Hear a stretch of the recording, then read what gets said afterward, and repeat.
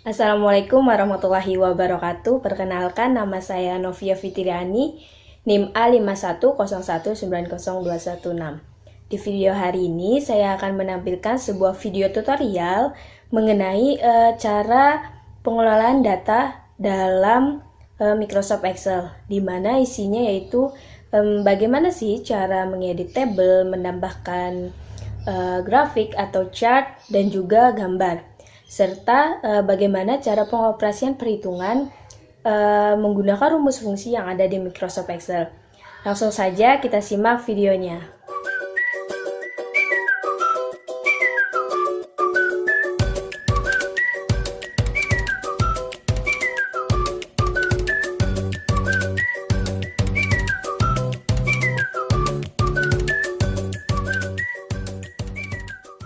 Pertama-tama kita buka terlebih dahulu aplikasi Microsoft Excel. Di sini saya sudah memiliki sebuah data yaitu mengenai laporan daftar nilai siswa Sekolah Dasar Negeri 04 tahun 2020. Nah, data inilah yang akan kita edit dan nilai-nilai inilah yang akan nanti kita jumlahkan atau kita hitung menggunakan rumus fungsi yang ada Microsoft Excel. Pertama, saya akan mengedit terlebih dahulu judulnya yaitu laporan daftar nilai siswa.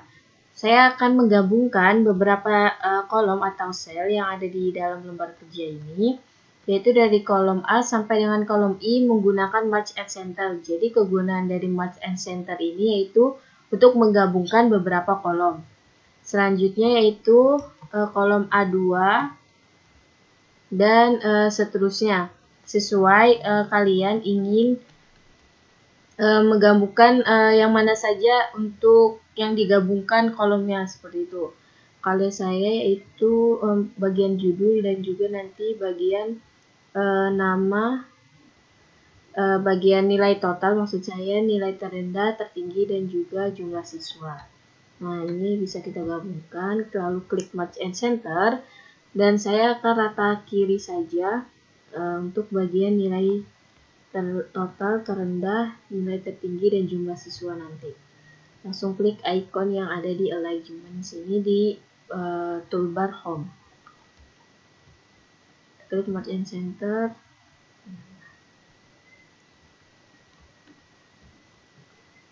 Setelah itu, saya akan mengedit kolom-kolom masing-masing dari data ini. Nah, gampang, tinggal kita arahkan pointer tanda plus putih ini ke arah garis yang ada di antara kolom A dan juga kolom B. Nah, sampai jadi sebuah anak tanda plus yang beranak panah berlawanan seperti ini. Langsung kita tarik saja nomor, bagian nomor, nama lengkap, bulan akhir, lalu ini rata-rata huruf, keterangan, dan hasil. Setelah itu bagian bawahnya juga.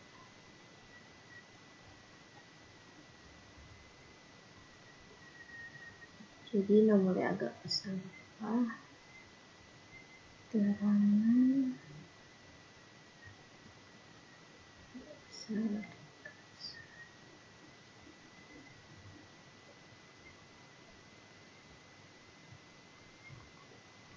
Untuk menaruh atau agar tulisan ini berada di tengah, kita tinggal klik center di sini. Nah, center itu untuk di tengah, sedangkan yang ini untuk rata kiri dan yang ini untuk rata kanan. Yang bagian nomor akan saya taruh di tengah, begitupun dengan nama lengkap dan lain sebagainya. Saya taruh di center, lalu nilai ini juga center, info ini saya taruh di center. Oke, setelah itu, karena di sini nomornya belum ada, saya akan memberikan urutan nomornya. Pertama, kita tulis dulu nomor urut 1 sampai dengan 2. Nah, agar lebih cepat, kita bisa memblok kolom A6 dan A7 ini, lalu arahkan pointer ini ke kotak kecil bagian pojok sini sampai menjadi tanda plus seperti ini, lalu kita drag ke bawah. Nah, jadi nanti langsung berurut nomornya tanpa harus kita ketik satu-satu. Lalu kita taruh di center. Nah, karena ini namanya belum berurut, kita bisa nih agar ini menjadi urut semua. Dari mulai nama A sampai dengan Z. Kita bisa menggunakan ikon Short and Filter di bagian sini. Langsung kita custom short. Nah, kita pilih short by-nya nama lengkap, value, terus ordernya A sampai dengan Z. Lalu kita klik enter. Nah, secara otomatis nanti nama-nama ini dan juga nilai ini akan mengikuti sesuai dengan perintah tadi, yaitu mengurutkan dari huruf A sampai dengan Z. Oke, setelah ini selesai, kita akan masuk ke dalam penggunaan rumus formula Excel yang ada di Microsoft Excel. Yang pertama, kita akan menggunakan rumus fungsi statistik, di mana rumus fungsi statistik ini terdapat beberapa fungsi, yaitu ada fungsi sum, average, min, max, dan count. Nah, masing-masing mempunyai cara pengertian atau cara kerjanya sendiri. Pertama, kita akan menjumlahkan data nilai ini untuk mengisi kolom ini, yaitu mencari rata-rata menggunakan rumus average. Jadi average itu untuk mencari nilai rata-rata. Jangan lupa setiap rumus pada Microsoft Excel diawali dengan sama dengan. Nah, langsung kita ketik sama dengan average, buka kurung, kita pilih kolom mana yang akan kita jumlahkan. Nah, di sini saya akan menjumlahkan kolom C6 sampai dengan ED. Langsung kita enter saja, nanti akan muncul nilainya seperti itu. Saya ulangi lagi ya, jangan lupa gunakan sama dengan average. Kita masukkan kata kuncinya yaitu average, buka kurung, dari C7 sampai dengan E7, tutup kurung, enter. Nah, seperti itu. Karena di awal tadi kita sudah memasukkan rumus, kita bisa langsung menjumlahkan kolom-kolom ini yang kosong secara cepat. Jadi tidak perlu memasukkan rumusnya lagi, yaitu kita arahkan pointer kita lagi. Nah, yang tanda plus putih ini ke pojok kotak kecil ini sampai menjadi tanda plus berwarna hitam kecil. Langsung kita drag ke bawah. Nanti nilainya akan langsung muncul. Karena di awal tadi kita sudah memasukkan rumus, maka untuk selanjutnya bisa langsung kita jumlahkan tanpa harus memasukkan rumusnya lagi. Selanjutnya kita akan menentukan nilai untuk bagian kolom huruf, keterangan, dan juga hasil, yaitu menggunakan fungsi logika, di mana fungsi logika suatu fungsi logika atau penalaran yang dalam rumusnya juga menggunakan perbandingan atau operator seperti lebih besar, lebih kecil, lebih besar sama dengan, lebih kecil sama dengan, dan juga sama dengan. Nah, di fungsi logika ini menggunakan if. Dengan menggunakannya if, dalam mengambil kesimpulan sebuah data itu akan lebih mudah dan cepat. Gimana sih? Langsung saja ya kita masukkan rumusnya. Yang pertama, jangan lupa kita masukkan sama dengan, diawali dengan sama dengan. Lalu kata kuncinya itu if, buka kurung. Jika nilai rata-ratanya 81,67, maka lebih besar dari ini, 85 nilainya. Tanda koma, maka akan mendapatkan nilai A. Langsung koma lagi, if, masukkan itunya lagi, kata kuncinya, buka kurung, F6, if F6 lebih besar dari 76, maka dia akan mendapatkan nilai B. Lalu jangan lupa tanda koma lagi untuk pemisahnya. Kita masukkan lagi if buka kurung F6. Kita menggunakan nilai rata-rata ya. Lebih besar dari 66, maka dia mendapatkan C. Nah, kurang dari 66 dia akan mendapatkan nilai D tutup kurung 3 kali. Karena di sini kita menggunakan 3 kali perhitungannya, yaitu 1, 2, 3, enter. Nanti langsung muncul nilai angkanya yaitu B dan selanjutnya. Caranya agar kita tidak usah susah-susah lagi memasukkan rumusnya. Pada di awal tadi sudah memasukkan rumusnya, langsung kita drag ke bawah aja.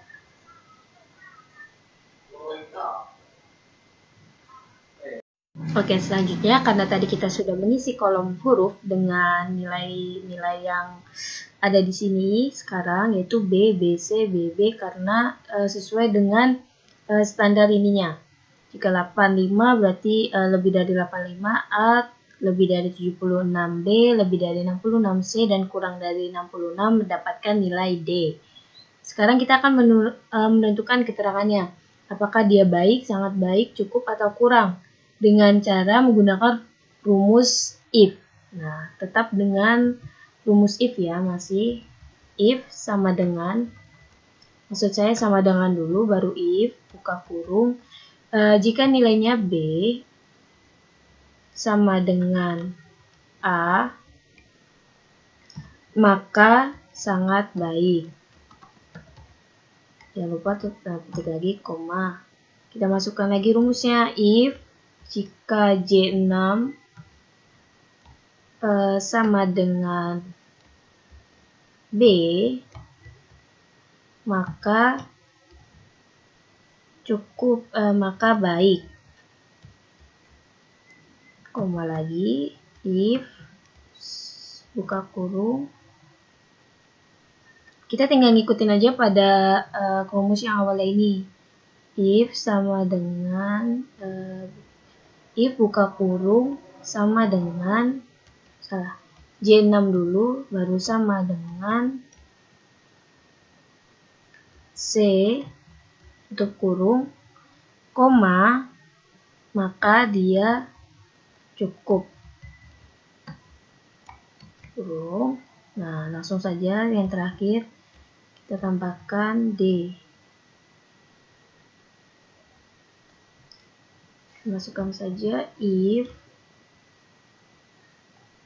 buka kurung J6 sama dengan D, maka ini kurang tanda petiknya. Emang sedikit bingung ya jika kita jarang menggunakannya, tapi ini cukup mudah dihafal sebenarnya. Maka ini kurang mendapatkan kurung 1, 2, 3, 4. Kita cek dulu sama dengan if jika Andi mendapatkan nilai B, yaitu kolom J6 sama dengan A sama dengan baik. If J6 sama dengan B, koma sama dengan baik. Langsung enter, coba. Nah, nanti akan langsung muncul keterangannya yaitu baik karena dia mendapatkan nilai hurufnya B. Langsung kita drag ke bawah agar lebih cepat, jadi tidak perlu pusing-pusing memasukkan rumusnya kembali. Selanjutnya kita akan menentukan hasilnya, apakah dia lulus atau tidak.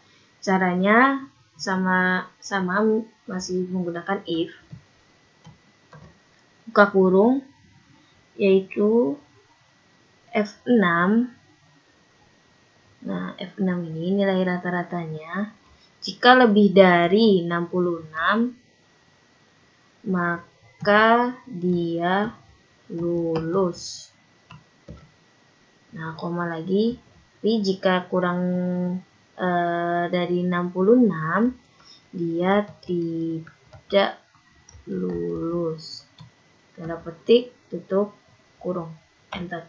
Nah, jadi hasilnya adalah lulus karena dia mendapatkan nilai rata-ratanya 81, yaitu lebih dari 66, maka dia lulus.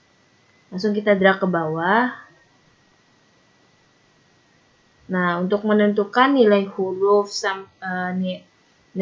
keterangan, dan hasil ini menggunakan rumus logika yaitu if. Memang cukup sulit karena banyak data yang harus kita masukkan dan juga rumusnya. Seperti untuk huruf ini, rumusnya itu sama dengan if nilai rata-ratanya berapa, jika lebih dari 85 maka mendapatkan A, jika lebih dari 76 maka mendapatkan B, jika lebih dari 66 mendapatkan C, dan kurang dari 66 mendapatkan D. Kalau untuk keterangan tetap juga diawali dengan if J6, if buka kurung J6 sama dengan A, lalu keterangannya apa? Sangat baik, baik, cukup, dan kurang. Selanjutnya untuk nilai hasil seperti tadi masih menggunakan if dan keterangannya yaitu lulus atau tidak lulus. Nah, setelah kita merumuskan atau menggunakan tadi rumus-rumus fungsi yang ada di Microsoft Excel, selanjutnya kita akan mengedit tabel ini agar lebih rapi, lebih bagus seperti itu. Karena kita telah menjumlahkan data-data yang ada di sini menggunakan rumus fungsi yang ada di Microsoft Excel, selanjutnya kita akan mengedit tabel ini agar lebih menarik seperti itu. Nah, saya akan memblok terlebih dahulu ini pada kolom A5 sampai dengan kolom I5 ini akan saya beri warna yaitu menggunakan icon yang ada di font. Nah, di sini saya menggunakan warna kuning agar terlihat lebih jelas.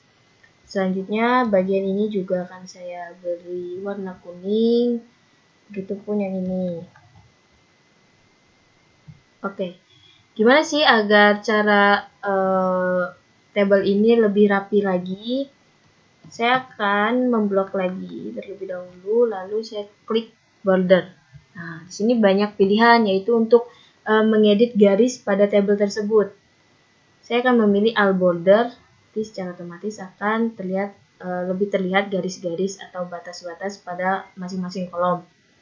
Selanjutnya yang ini juga saya kasih all border, lalu yang ini all border, kita tinggal klik icon yang ada di bottom home, lalu kita pilih di sini toolbar ini. Oke. Selanjutnya kalau kita ingin mengubah font size atau bentuk size-nya, kita blok saja dulu semuanya, lalu kita pilih. Di sini ada banyak pilihan. Saya akan menggunakan Times New Roman. Nah, sudah jadi deh seperti ini. Kita juga bisa dapat mengubah warna pada angka-angka ini.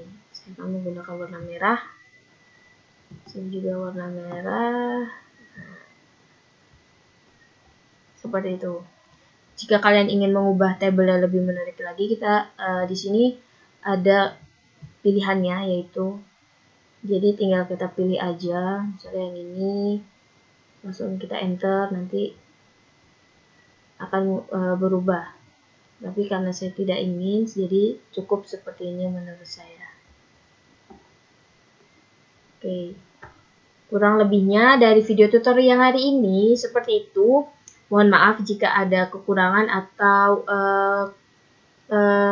kesalahan dalam penyampaian video tutorial ini. Cukup sekian dari saya. Wassalamualaikum warahmatullahi wabarakatuh.